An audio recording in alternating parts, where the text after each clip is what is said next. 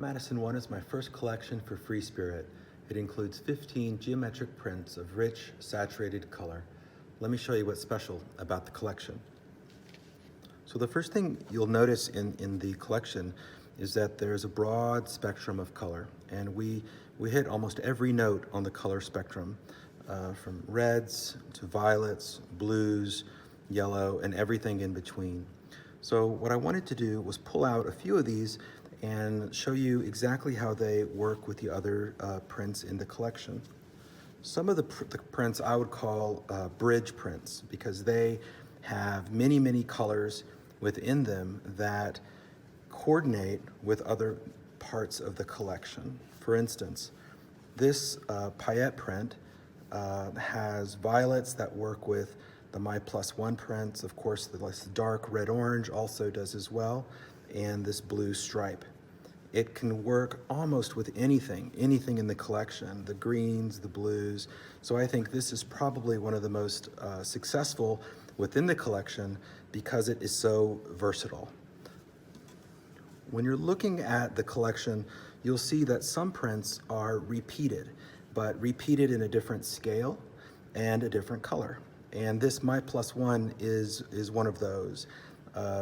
These are really, really good to be paired together, or when they are used with kind of another one that has that analogous color in it. So there's a way to give a more complex geometric drama from two different types of fabric designs that are really, really distinct. So there's a few of these in the collection that have this ombre, almost like a watercolor impact in the print, but it's still defined by some type of regular geometry. And they really are a nice counterpoint to these other more rigorous geometries like the plus and the My+1. Some of my favorite colors are those that fall in the green-blue spectrum. These two prints in particular. This one is called Traffic. It's just such a wonderful, versatile print.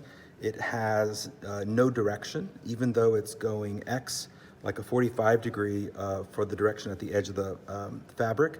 But when you look at the print as a large print, it's almost like a color field. So, and it has a nice range from these kind of very pale greens and yellows to a really rich blue. That blue is repeated in the stripe here. So again, within the collection, you'll find mini collections, these kind of mini-me collections where you can see how two things pair together or work as an overall unit. The green is that way too. I think this one is called Peridot. When we were making these designs, we started with some very complex geometries that we were stretching and seeing how the watercolor effect would work.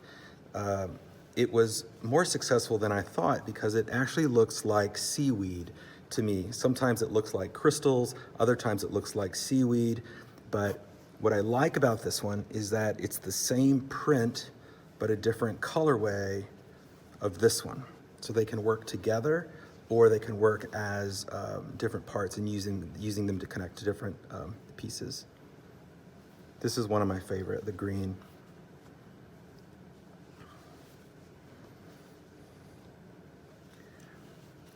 These three are called Retrix. So it's three different versions of a similar pattern, and they're at three different scales: small, medium, large. And I wanted to have something within the collection that could be interpreted as a red, white, and blue. And that's what we have here. So they can work together as a wonderful color field print, kind of almost non-directional. Sometimes even the pale versions can be used as a backing that has a little bit of character. But then at the larger scale, they're so incredibly dramatic. It almost looks like a historic print to me when I see it. Again, these have that same type of ombre within the print, and you'll notice that in each one of these. They have more than just one color. This one has this camel, then it goes to a very pale tan, a very big bright spot of yellow, and then some fuchsia in there too with some grayish blue.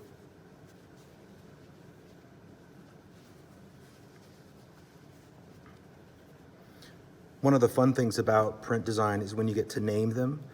This one is called Basket Case. We experimented with this at a lot of scales, and we wanted something that was counter to the other pieces, something that had a lot of punch. Nothing that was a perfect yellow. This is more of a corn color, or a dark, kind of leading towards orange. And this little gray-blue stripe kind of gives it a little bit of quiet where it's not so intense. It works great when paired with the other colors. That one thing about it allows you to pair it with the reds or the blues or even the greens. And again, these are primary colors, right? So we put together a kit where you could make a child's quilt with very easy primary colors. And it's as if you wanted to use something that had a solid but had more character. So the impact of these is almost as if it was a solid blue or a solid red or a solid yellow. We had one more version of the paillette, and then I'll show you a few other special prints. This is just another version of this where we experimented with this teal to see how far we could push it. There's a lot of really romantic colors in this one, and it works well with the violet My Plus One. So there's 3 prints in the collection that are unique in that they are very broad. And I'll start with this one. This was the first print in the collection we made. It was based on kind of the reflection of light in a building. And we played with how we can twist it to create this larger geometric pattern, tested colors in pink and then blue, and ultimately decided on this one. And this was the basis of everything that we started with. How do we deal with strong geometries with a watercolor wash and then create a collection around that? So everything came back to this type of, the spirit of this particular piece. Now, at the end of the collection, one thing we wanted was something very punchy, very bold, that stood out. And this is the last one the last one we made. I keep saying we. I was working with the wonderful designers at Free Spirit who were helping me along the way. And this one's called Matchbook, I believe. And what we were wanting to do here was stretch out a stripe as bold as we possibly can. And what's cool about this is that you get 2 versions of this on a full 44-inch wide strip. So it repeats, and it's actually very dramatic. For me, I like this as kind of an interesting way to think about a stripe, how someone might actually frame a quilt in an interesting way that might be otherwise quiet, to do something like that. And that black seam allows you to do that. And what's cool about it is you get two stripes of this in every yard. Now, I said my favorite was the green one, but I might have been speaking too soon. This was probably my favorite in the entire collection. It's called Change of Season, and it has this long ombre from this orange to yellow to green and black to these tans.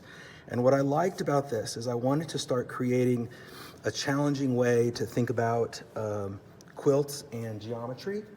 And so in this one, I wanted to think about, well, what could we start doing to start suggesting spatial things in quilt making? And so this quilt print became something I started, an experiment for me.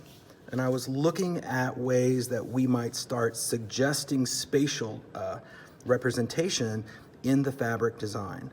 So that's where this one started. And I started to experiment with how this might start making little pill shapes if you were making a get better quilt for someone who might be ill in your family. And that was just part of the game. There's a lot of things we experimented as far as geometries and how this represents when it's repeated on a 45 degree. But the most interesting thing that I was coming up with was this idea of a top stitch quilt that utilizes geometry that starts to suggest shape. So thank you for listening about Madison One. I hope this is something that inspires you.